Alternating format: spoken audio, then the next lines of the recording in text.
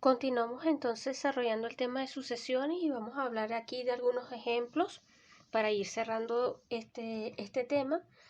Y bueno, ya como cierre en el estudio de sucesiones de Cauchy, vamos a establecer lo siguiente. Primer resultado, estos son teoremas, son varios teoremas que voy a enunciar como ítem, ¿no?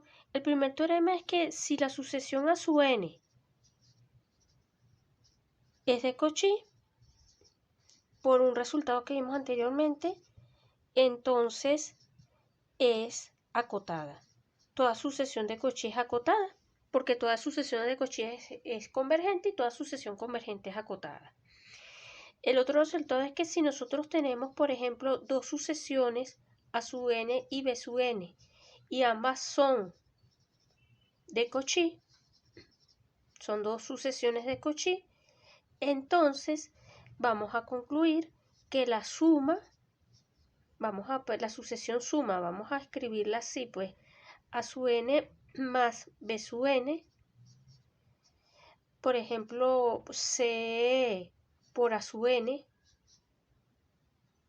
mayor o igual que 0, vamos a poner acá, aquí vamos a poner n igual 0 hasta infinito, ¿ok? Lo que pasa es que el marcador es bastante grueso, entonces muchas veces n igual 0 hasta infinito, acá c por a sub n igual 0 hasta infinito, n igual 0 hasta infinito, son de Cauchy, ¿ok? Son sucesiones de Cauchy. Tenemos entonces ese comportamiento de las sucesiones de Cauchy. La suma de dos sucesiones de Cauchy son de Cauchy y en algunos casos ellas preservan las mismas propiedades que ocurre con las series convergentes. La idea de utilizar esta noción es que, como les comenté, esto es útil cuando no se pueda calcular directamente el límite de la sucesión. No obstante, hay muchos ejemplos en los cuales sí. Y, por ejemplo, si nosotros queremos estudiar el estudio del comportamiento de la sucesión dada por decirles algo, a su n igual a n cuadrado sobre 3n cuadrado más 1 para n mayor o igual que 0, esta sucesión es fácil de determinar o es fácil de estudiar, porque acá si sabemos del límite, el límite de cuando n tiende a infinito de a su n va a ser este límite que está acá, que sería esto, y nosotros sabemos por criterio de polinomios que esto da 3. Luego, la sucesión es convergente, pero no solo es convergente, sino que es convergente y converge a 3 y converge al valor 3, ¿ok? Este es un ejemplo bien sencillo, pero también podemos considerar otras situaciones un poco más. Por ejemplo, podemos mirar la sucesión definida como a su n igual a n seno de pi entre n con n mayor o igual que 1, ¿ok? Queremos estudiar esta sucesión, entonces hay que ver el límite cuando n tiende a infinito de n seno de pi entre n. Hay que mirar esto, pero fíjense que cuando aquí evaluamos evaluación ingenua, nos genera una indeterminación de la forma infinito por 0, porque por la continuidad del seno, cuando n tiende a infinito, 1 entre n tiende a 0 y seno de 0 da 0. Así que esto nos lleva a esta indeterminación. En consecuencia, este límite es mejor pensarlo de esta manera. Límite cuando n tiende a infinito, seno de pi entre n que dividido entre 1 entre n. De esta manera, al evaluar, conseguimos una indeterminación del tipo infinito, 0 entre 0, ¿ok? Porque aquí tendríamos 0 y 1 entre n también da 0. Y entonces, acá podemos aplicar L'Hopital, porque acuérdense que siempre el L'Hopital se aplica solo para indeterminaciones de la forma 0 sobre 0 e indeterminaciones de la forma infinito entre infinito. Entonces, en este caso sí podemos aplicar L'Hopital. ¿Qué nos pide L'Hopital? Que este límite va a ser equivalente al límite que obtenemos cuando derivamos arriba y derivamos abajo. ¿Ok? Vamos a hacerlo. Permítanme borrar un momento. Y entonces por L'Hopital, cuando tomamos el límite, cuando n tiende a infinito, al derivar arriba nos va a quedar menos el factor pi sale, pi entre n cuadrado, que multiplica coseno de pi entre n. Porque acuérdense que estamos derivando seno de pi entre n. La regla de la cadena nos dice la derivada del seno, que es coseno evaluado en lo que está dentro, por la derivada de lo que está dentro, y entonces pi entre n derivado nos genera menos pi entre n cuadrado. ¿Ok? Eso es lo que estamos haciendo. Y en el denominador nos quedaría menos, otra vez, 1 entre n cuadrado. Cuando nosotros miramos esto va a ser igual entonces al límite. Nos quedaría este factor que está acá. Y esto va a ser exactamente pi, porque esto tiende a coseno de 0 y coseno de 0 da 1. ¿Qué estamos concluyendo con esto?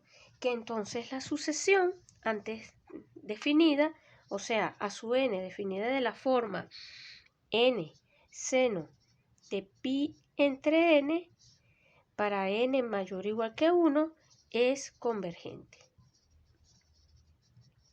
Y converge al valor pi. ¿Ok? Tiende al valor pi. Bueno, bajo el mismo espíritu uno puede construir muchos otros ejemplos.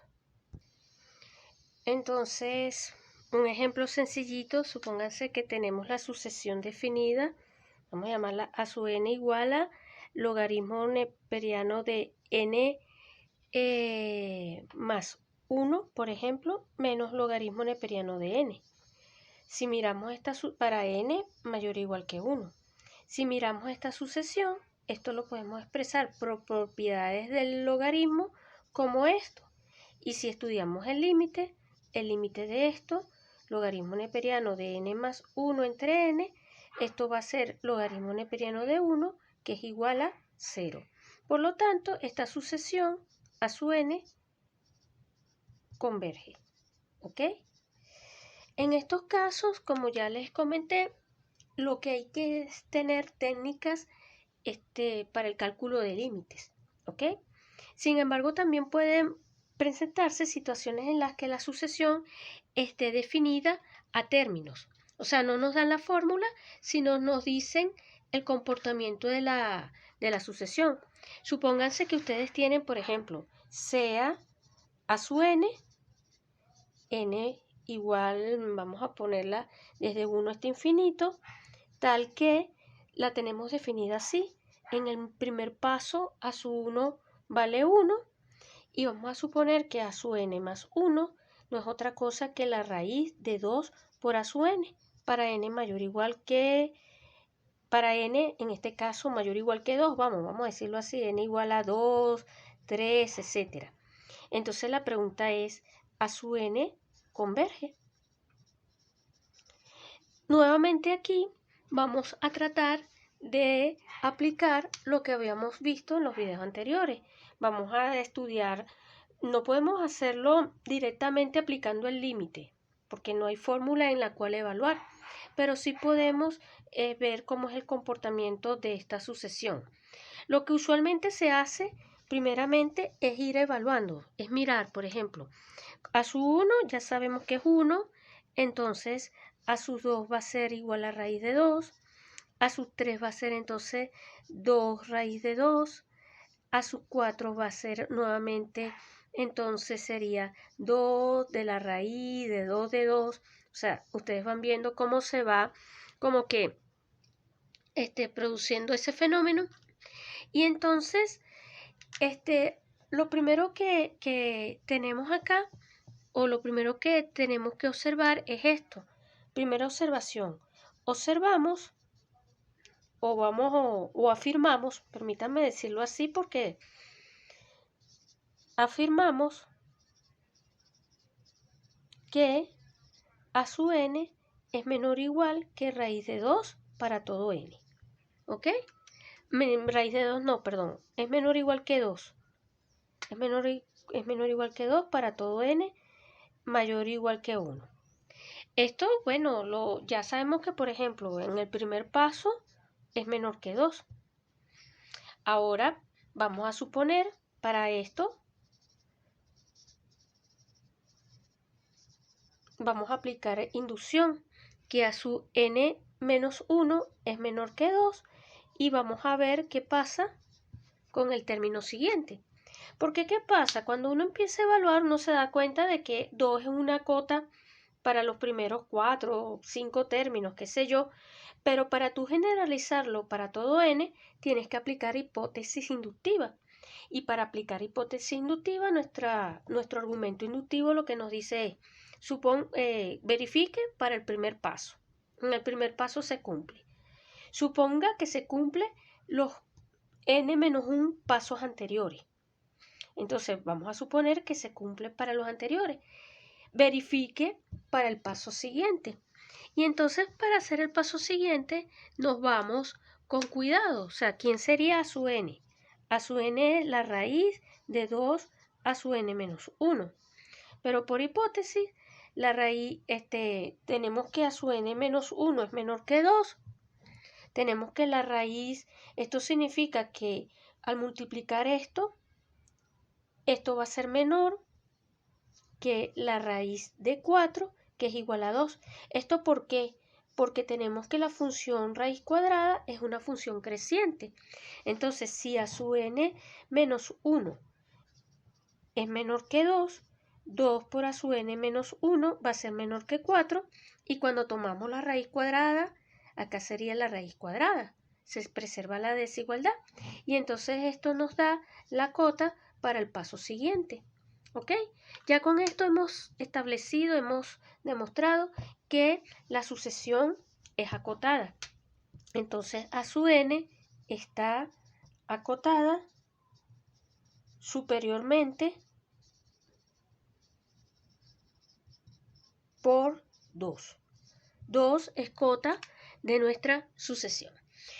Ahora necesitamos, por ejemplo, ver que la sucesión es creciente, porque necesitamos demostrar que es creciente, o sea, que está ocurriendo una cosa como esta. Este es nivel 2 y que los términos de mi sucesión van aproximándose a ese nivel, los a su n, ¿ok? Para poder concluir que la sucesión es convergente. Entonces, para ello, vamos a verificarlo nuevamente, ¿no? Porque a su 1 vale, fíjense, a su 1 vale 1 y a su 2 vale raíz de 2. Esto implica que a su 1 es más pequeño que a sus 2, ¿ok? Esto es cierto. Ahora, vamos a hacerlo otra vez por hipótesis inductiva. Supongamos que se cumple para todos los pasos anteriores, que a su n menos 1 es menor o igual que a su n. Vamos a verificar el paso siguiente. O sea, tenemos que verificar esto, que a su n es menor o igual que a su n más 1. Entonces, en efecto, ¿quién es a su n? Es la raíz de 2 por a su n menos 1. Pero esto es menor o igual que 2 por, perdón, el 2 va adentro, menor o igual que 2 por a su n, por el mismo argumento que hicimos anteriormente, y esto es a su n más 1. Entonces, efectivamente, tenemos que nuestra sucesión es creciente.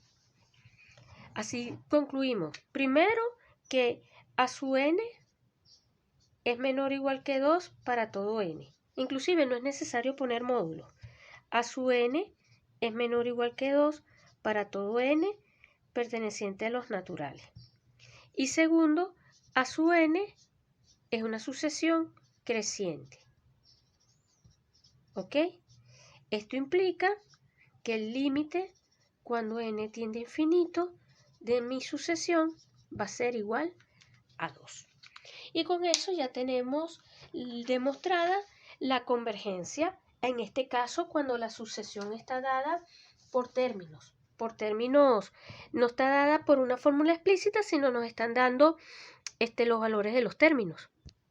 Pero tienen que tener cuidado y, como les digo, siempre tienen que observar el comportamiento de los términos en una primera instancia. Porque tenemos otro ejemplo. Supónganse que definimos a su 1 de la forma igual a 3, por decir algo, y definamos a su n como 1, o bueno, 1 entre a su n menos 1, ¿ok? Para n variando desde 2 en adelante, ¿ok?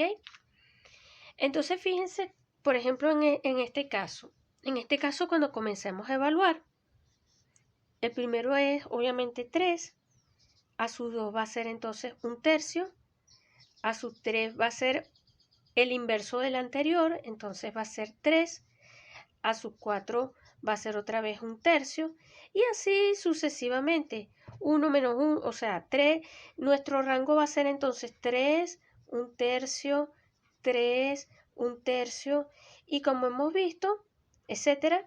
Esto es una sucesión oscilante que no converge. Es acotada, pero no converge. ¿Ok? Porque no hay un comportamiento monótono.